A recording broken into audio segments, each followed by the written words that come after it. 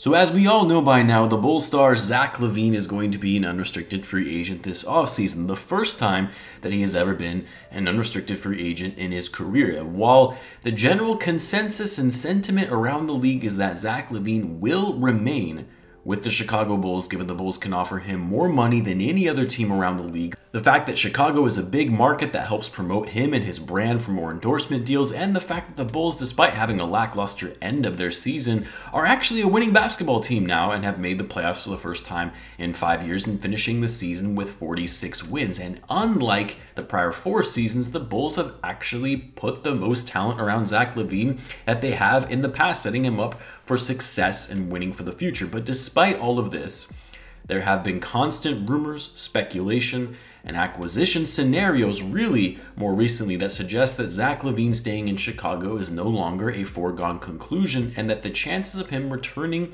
continue to decrease. Well, in today's video, I'm going to be going over some of the speculation based on what has been stated in the media, what has been said by Zach Lavine himself, and also just the common themes between Bulls fans and non-Bulls fans have been saying about Zach and his impending free agency, and going through this, trying to decipher what is credible and what is not, and conclude with how realistic it could be for Zach Lavine to be going to another team this offseason. So what's going on, everyone? You're listening to Bulls Central here. Hope you're all doing well.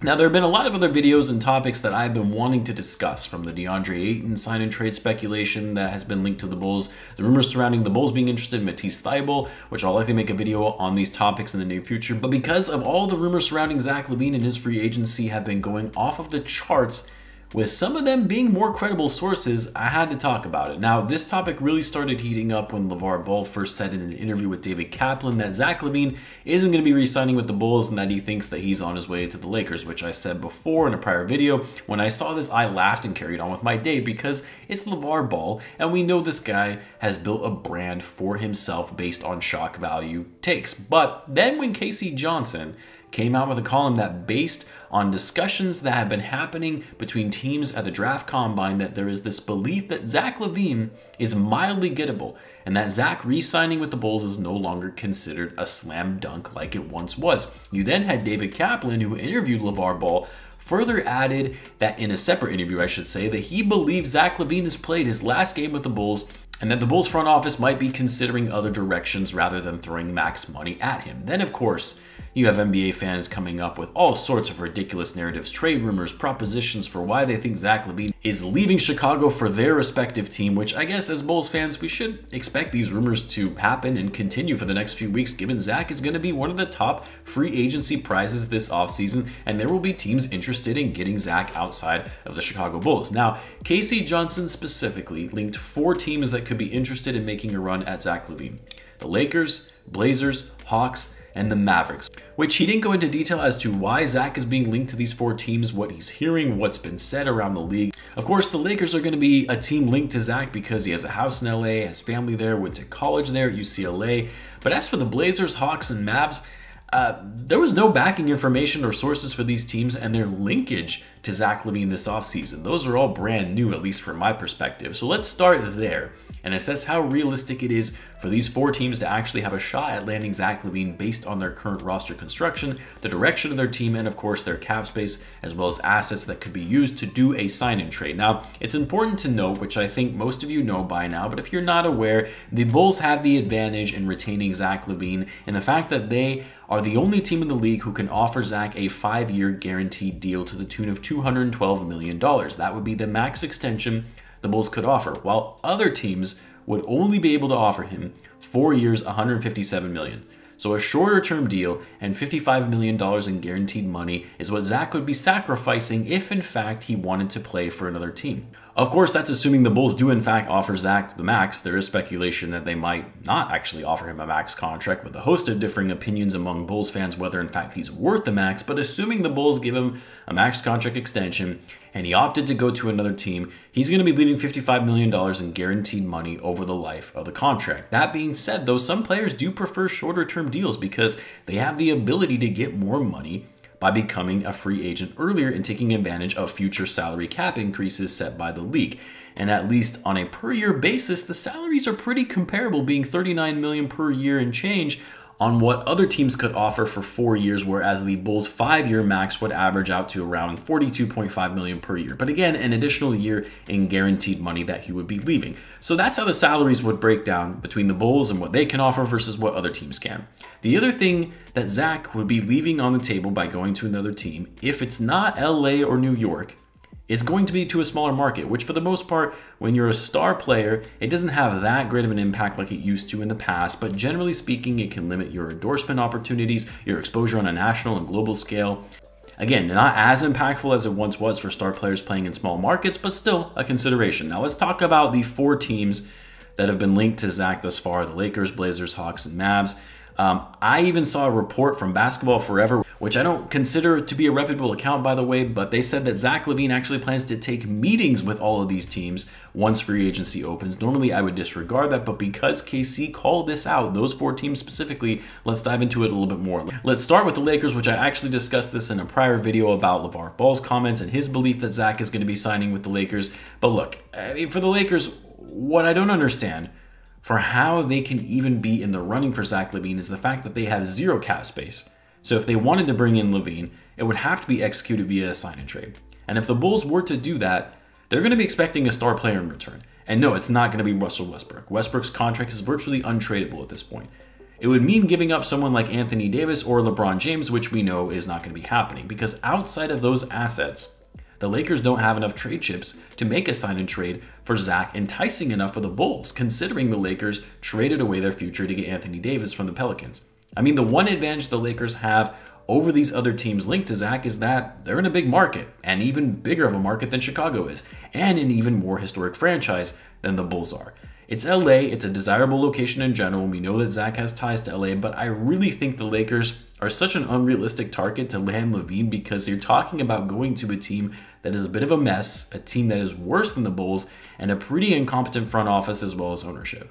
Now for the Blazers, this is a team that would have the cap space to sign Zach to a max deal, but it would require them to move on from some players to free up that cap space that is needed, especially if they intend to hang on to Damian Lillard. Jusuf Nurkic is going to be a free agent. I can't see them re-signing him, which, by the way, that might be an intriguing option for the Bulls to give them a bit more size. I'm not saying the Blazers are out of the question, because a duo of Lillard and Lavine would be amazing, although defense would still be an issue. But the Blazers are another team that is more or less in a rebuild. They're kind of in this weird spot where they're rebuilding after they traded away CJ McCollum, Robert Covington, and some other assets, yet they're still hanging on to Lillard and wanting to build around him. Their timeline is all out of whack. They don't really seem to have a direction for where they're going. They finished 13 in the West, winning 27 games, losing their last 11 games of the season. Yes, Lillard didn't play the majority of the year, but either way, I can't see how Lavine, after striving for his first playoff appearance, after finally being on a winning team after 8 seasons in the NBA, would choose to take a step back and play in a smaller market. And again, people have been talking about Lavine being second fiddle to DeMar, which I'll talk more about. You go to the Blazers, and you are most certainly second fiddle to Damian Lillard. That is his team and will remain so as long as he is there. Now, the Hawks and the Mavs are interesting because these are both playoff teams, sort of. The Hawks kind of found their way into the playoffs by way of the play-in, but they have a lot of young talent. Both teams have young, up-and-coming stars in Trae Young and Luka Doncic. The problem here is, like the Lakers, the Mavs and the Hawks don't have enough cap space to sign Lavine outright on a max deal, so you would be talking about another sign-and-trade. And again, if a sign-and-trade is going to be executed for Zach Lavine, the Bulls are going to be looking for a significant haul, given they're giving up a star player. And the problem is, outside of Trae and Luka, neither team has a bona fide star on their team that they could entice the Bulls enough for Zach Lavine, and neither is trading Trae or Luka. Sure, John Collins or even Clint Capella would be nice for the Bulls, but not in exchange for Zach. So look, I appreciate the reporting. I appreciate the media trying to stir the pot, and I'm sure maybe there is some validity to these teams being linked to Zach Lavine, but the fact of the matter is there are going to be plenty of teams interested in Zach Lavine this summer because he's one of the top free agents in his class. And the truth of the matter is, as much as these teams may have a desire to get Zach, they know that the chances of landing him are unlikely for the simple fact that Zach can get significantly more money with the Bulls.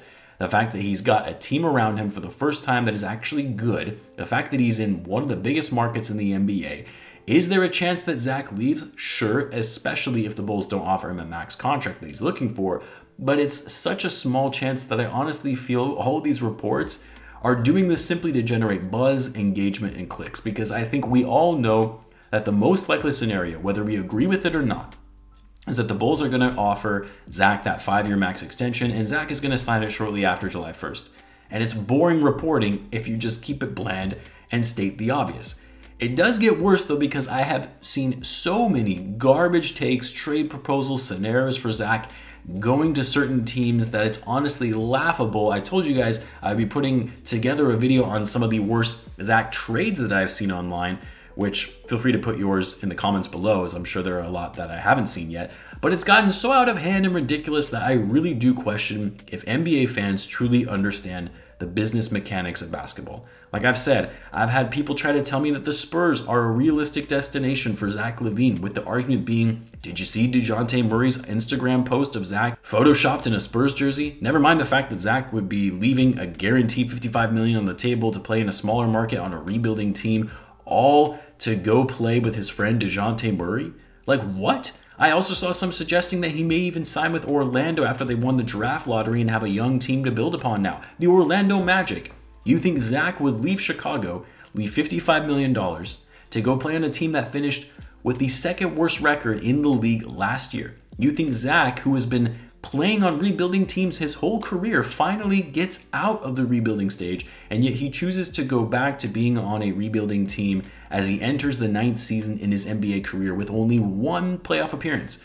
Can we please exercise some common sense here? You can't make this stuff up at this point. And actually, speaking of making stuff up, what's worse are those stupid meme accounts that put out fake quotes from Zach Lavine and claim to be real, with Lavine saying things like he doesn't want to be the second option, he's not happy with his relationship with DeMar, that he thinks that he's a Hall of Fame talent and therefore wants to play on a team that's going to respect that he has Hall of Fame talent, and yet somehow people fall for this garbage, which further perpetuates this false narrative that Zach isn't happy and that he's not going to be staying in Chicago. Again, all in the name of clicks and engagement. It's really quite sad that the NBA media and fandom has turned into this, and look, this is coming from someone who isn't necessarily as high on Zach as some Bulls fans are. And I've said before, he probably isn't worth a max contract, and I've gotten some heat for that. But I'm also not living in a fantasy land and understand the economics of the NBA market and know that Zach likely will be getting his max extension with the Bulls, and he would be crazy not to take it. But again, that makes for boring storylines, boring narratives, and an unentertaining free agency. As someone who makes videos with the intention to drive traffic and views, I get it. You have to talk about what sells, but sometimes you also have to take a step back and realize, at what point are we straddling the line between fair and accurate reporting and complete speculation to generate clicks? I want to know what you guys think though. Do you think there is any validity to what some of these outlets are saying? Should we be worried about Zach leaving? Let me know in the comments, and as always, be sure to subscribe if you're a Bulls fan, as I do post daily Bulls content. Thanks again for tuning in, guys, and I'll catch you in the next one.